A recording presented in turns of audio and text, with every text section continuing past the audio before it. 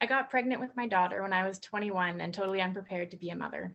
In the womb, she was so strong and active, everyone around me knew I could expect an energetic baby. She came into this world 10 days after her due date, following a long, painful labor.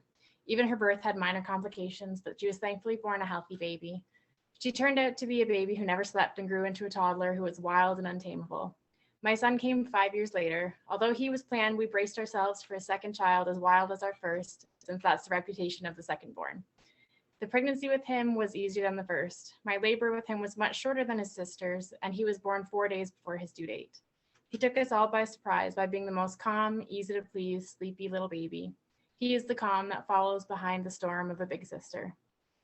Neither of my babies was very good about figuring out how to breastfeed. Both of them would only ever latch using a nipple shield, even after working with different lactation consultants.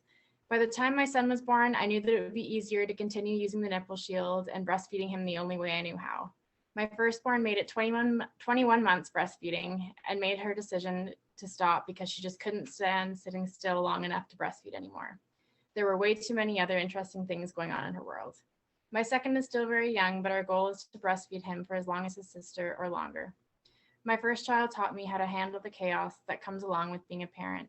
My second taught me how to slow down and enjoy all the beautiful moments throughout motherhood. My body was not only able to grow two strong, healthy, happy babies, but also nourish them through breast milk. I will always appreciate that I am fortunate enough to breastfeed. There was a time before my children that I had a fit body with toned muscles, but for now, my children need my body to be soft. They need my body to be huggable, they need my lap to be a pillow, and they need to feel my warm arms around them. They need to warm their cold hands on my squishy tummy after playing in the snow. I wouldn't be the same mom if I had corners and edges. They need to know that all bodies are beautiful and that all bodies will change many times in many ways. My body is a safe place for my children, and for that, I am proud.